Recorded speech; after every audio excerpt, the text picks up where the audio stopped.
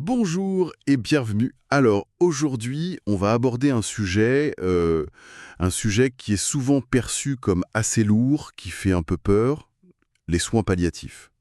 On a avec nous un guide rédigé par un certain Gilles Besson et son ambition est assez folle, nous faire changer complètement notre regard là-dessus.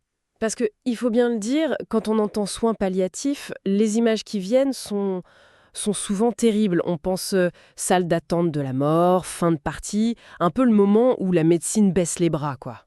Oui, le renoncement. Exactement. Et ce qui nous a vraiment interpellés dans ce texte, c'est qu'il prend cette image et il la démolit pièce par pièce pour nous montrer tout autre chose. C'est cette déconstruction qu'on va essayer de faire ensemble. Tout à fait. Et la première chose que fait Besson, c'est de nous donner euh, une nouvelle direction. Il nous dit: oubliez l'idée d'une médecine de la fin. Pensez plutôt à une, et là je reprends ces mots, médecine de la vie et de la dignité. Ah oui, ça change tout. Ça change absolument tout. L'enjeu, ce n'est plus de se battre contre la mort à n'importe quel prix, mais c'est de se battre pour la qualité de chaque instant qu'il reste. On va voir que c'est un basculement complet qui remet l'humain au centre, et pas seulement ses résultats d'analyse. Alors, allons-y. Le point de départ du guide, c'est cette confusion presque générale: soins palliatifs égale arrêt des soins. Ce qui me frappe, c'est la violence de ce malentendu. D'où est-ce que ça vient, cette perception si négative? Ça vient en fait de toute notre culture, médicale mais aussi sociétale, qui est vraiment construite comme une guerre. On lutte contre la maladie, on se bat contre le cancer, on cherche des vainqueurs. Oui, il y a un champ lexical guerrier, c'est vrai, exactement. Et dans cette logique, si on ne peut plus gagner, c'est-à-dire guérir, eh ben ça veut dire qu'on a perdu. Le passage en soins palliatifs, il est perçu comme ça, comme une capitulation. L'imaginaire collectif, très bien décrit dans le guide, c'est ça, hein, la morphine qui va juste nous endormir pour ne plus voir la défaite, l'abandon. L'abandon par les médecins qui partent vers d'autres batailles. C'est une image très forte. Et donc en face, la réalité clinique, elle est où? Comment le guide la décrit pour contrer ça? La réalité, c'est une réorientation totale. Ce n'est pas un arrêt, c'est un changement de cible. L'approche est globale, on arrête de se focaliser uniquement sur la tumeur ou l'organe qui ne marche plus, et on regarde la personne dans son ensemble. D'accord. La souffrance, c'est pas juste un chiffre sur une échelle. C'est physique, bien sûr, mais c'est aussi l'angoisse, la tristesse de quitter ses proches, une quête de sens parfois. L'équipe palliative, elle est là pour apaiser toutes ces dimensions. Le but, c'est pas de faire attendre la mort, c'est de permettre de vivre le plus intensément, le plus confortablement possible jusqu'au bout. Et c'est là qu'on trouve cette phrase choc dans le texte qui pour moi résume vraiment tout. On ne soigne plus la maladie, curatif, mais on soigne la personne, palliatif. C'est une révolution conceptuelle, en fait. C'est une révolution immense. Et c'est un défi colossal pour les soignants eux-mêmes. Toute leur formation est axée sur trouver le problème, le réparer, guérir. Le succès, c'est la rémission. Bien sûr. Là, l'approche palliative demande de redéfinir le succès. Le succès, c'est plus une courbe de marqueurs tumoraux qui baisse. Le succès, c'est un après-midi sans douleur passé dans son jardin.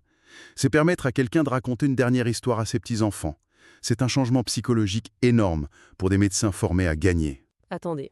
Ça veut dire que si l'objectif n'est plus seulement de prolonger la vie, mais de la rendre meilleure, ça change forcément la question du timing.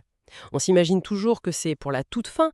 Alors, à quel moment et pourquoi cette approche devient pertinente? Le pourquoi est très clair dans le guide. C'est pour éviter ce qu'il nomme l'obstination déraisonnable. C'est un terme un peu technique, mais l'idée est simple et très forte. Oui, mais concrètement, ça veut dire quoi l'obstination déraisonnable? Vous auriez un exemple? Bien sûr. Imaginez un patient très âgé, très fatigué, avec un cancer avancé qui a déjà résisté à plusieurs traitements.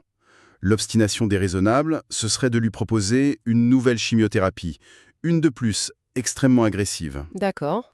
avec peut-être 1% de chance de lui offrir un mois de vie de plus, mais 100% de certitude que ce mois sera passé à l'hôpital, avec des nausées, de la fatigue, loin de tout ce qu'il aime. C'est ça, c'est continuer d'infliger une souffrance pour un gain de temps qui n'est plus qualitatif. Je vois. Le soin palliatif a le courage de dire: et si on utilisait cette énergie pour qu'il puisse rentrer chez lui, manger son plat préféré et voir ses amis une dernière fois? L'objectif, c'est de rendre au patient le contrôle sur la qualité de son temps. C'est une question de lucidité, d'humanité. Et ça nous amène au quand. Le guide martèle un mot: la précocité. Il faut commencer tôt. Mais Si c'est si bénéfique, pourquoi est-ce qu'on attend si souvent le dernier moment? C'est tout le paradoxe. C'est parce que proposer des soins palliatifs, même tôt, c'est admettre que la maladie est devenue incurable. Et ça, c'est un tabou psychologique énorme. Autant pour le médecin, qui peut avoir l'impression d'avoir un échec. Parce que pour le patient qui peut l'entendre comme une condamnation. Exactement. C'est pour ça que la source insiste. Les soins palliatifs ne sont pas à la place des autres soins. Mais en plus, un patient peut tout à fait recevoir une chimiothérapie pour freiner la maladie et en même temps, une équipe palliative l'aide à gérer la douleur, l'anxiété, à préparer l'avenir. En commençant tôt, on anticipe les crises, on crée un lien de confiance et on évite de prendre des décisions dramatiques dans la panique. D'accord. Donc, on a établi qu'il faut commencer bien plus tôt. Mais ça m'amène à la question la plus difficile, sans doute. Comment on annonce ça? Comment on dit à quelqu'un qu'on change d'approche sans qu'il entende « on vous abandonne ». C'est le cœur du problème de communication. Et là-dessus, le guide de Besson est très concret. Il propose une méthode en 4 étapes qui est, je trouve, un modèle d'intelligence émotionnelle. La première, c'est de se taire et d'écouter. On n'arrive pas avec un grand discours. On pose une question ouverte. Qu'est-ce que vous avez compris de l'évolution de votre maladie ces derniers temps? On part de là où est la personne. Ah oui, c'est une inversion totale. On n'est pas là pour donner une information, mais d'abord pour en recevoir une. Précisément. Une fois qu'on a compris où en est le patient, la deuxième étape, c'est de changer l'axe. On déplace le curseur de la guerre vers le bien-être. La phrase clé proposée est « Notre priorité absolue maintenant, c'est votre confort, c'est que vous ne souffriez pas. On ne parle plus de victoire ou de défaite. » Non? On parle de qualité de vie. Ça dédramatise énormément. Ça change le contrat de confiance en quelque sorte. On redéfinit l'objectif ensemble. Exactement. Troisième étape, on présente l'équipe palliative non pas comme les fossoyeurs, mais comme des alliés. Des experts en plus. On peut dire « Je vais demander l'avis d'une équipe qui est spécialiste de la gestion de la douleur et du confort pour qu'il nous aide. » Il renforce l'équipe, il ne la remplace pas. Voilà. Et enfin, la quatrième étape, cruciale, rassurer sur la présence. La peur viscérale du patient, c'est l'abandon. Le fameux « on ne peut plus rien faire pour vous ». C'est ça. Et la phrase pour contrer ça proposée dans le texte, elle est d'une force incroyable. Passer en soins palliatifs ne veut pas dire qu'on vous abandonne. Au contraire, on va être encore plus présent, mais différemment. Cette quatrième étape me semble fondamentale. Dans l'imaginaire, le médecin qui ne guérit plus s'en va. Le guide donne des exemples de ce que ça veut dire être présent, mais différemment. Oui, et c'est ça qui est important. Différemment. Ça veut dire que le temps médical change de nature. Ce ne seront plus des visites de 5 minutes pour regarder un scanner. Ce sera peut-être 20 minutes pour parler de la peur de la nuit, pour ajuster un traitement contre l'angoisse, pour organiser la venue d'un proche. Pour s'assurer que le matelas est confortable. Exactement. La présence n'est plus seulement technique. Elle devient profondément humaine, attentive aux détails qui font la qualité de vie. C'est un soin qui est plus intense en fait, plus proche. C'est très clair. Alors, une fois que cette transition est faite, quels sont les bénéfices concrets pour le patient et aussi pour les proches, eux qui sont en première ligne? Le premier bénéfice, le plus visible, c'est le contrôle des symptômes. Le guide est précis là-dessus. La douleur, bien sûr, mais aussi l'essoufflement, les nausées, l'anxiété, des choses qui peuvent complètement détruire la qualité des jours qui restent. Retrouver un confort physique, c'est la base pour pouvoir faire autre chose. Parler, partager, voilà. Le deuxième bénéfice, et on l'oublie trop souvent, c'est le soutien aux proches. Le texte insiste beaucoup là-dessus. La famille, les aidants sont aussi des patients à leur manière.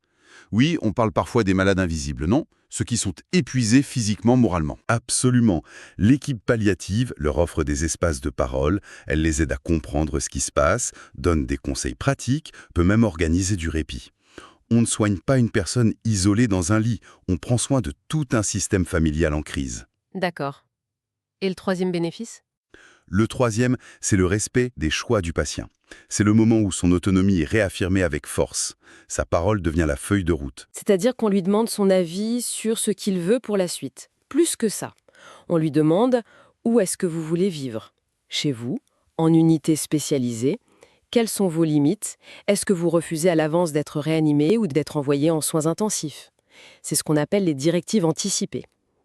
L'équipe est là pour s'assurer que sa volonté sera respectée jusqu'au bout. C'est la reprise de pouvoir par la personne sur sa propre fin de vie. Le guide insiste sur ce point. Mais que se passe-t-il quand le patient et la famille ne sont pas d'accord. Quand un patient est prêt à arrêter, mais que ses enfants veulent tout tenter. Ça doit être très fréquent, ça. C'est une question centrale. Et le rôle de l'équipe palliative, là, c'est aussi un rôle de médiation.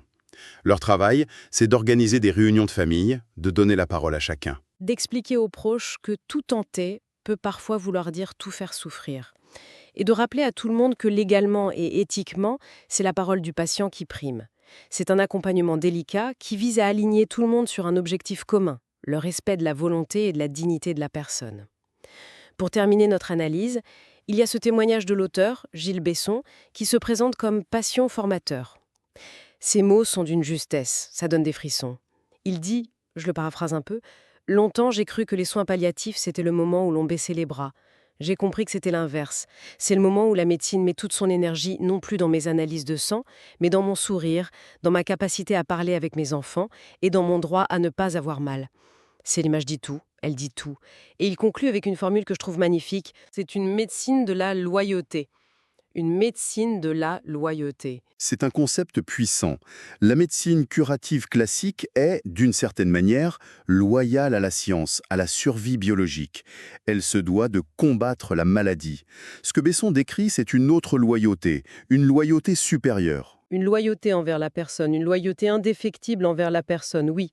Envers ce qui fait son humanité, sa dignité, ses relations, son histoire, sa qualité de vie.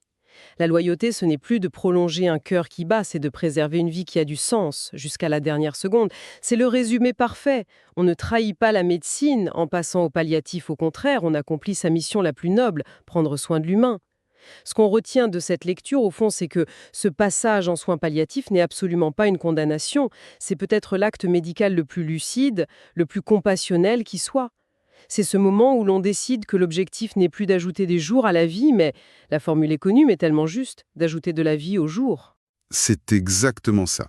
Et pour finir ce guide de Gilles Besson, en nous expliquant comment parler de ses soins aux patients, il nous tend un miroir.